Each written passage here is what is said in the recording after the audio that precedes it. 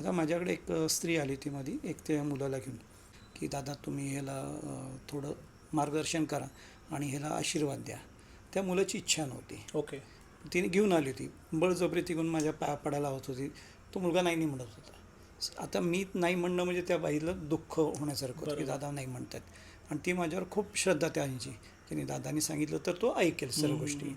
आता मी जर त्याला दीक्षा काही द्या म्हणून ती सांगत होती की तुम्हाला काही मंत्र द्या, गुरु दीक्षा द्या. ओके. आता मी ह्या मुलाला जर त्याच्या इच्छा नसताना दीक्षा दिली हां. तर ती कितपत ती फलद्रूप होईल बरोबर आहे. हा प्रश्न आहे. बरोबर. त्याच्या आईची इच्छा काय तर तो करेल, हम्म. कारण त्याच्या आईला माहिती आहे की ह्या दीक्षेने तिचा फायदा झालेला आहे. हां. पण त्या मुलालाच माहीत नाही आहे की दीक्षा म्हणजे काय आणि ते हां. घेतल्यानंतर माझा काय फायदा.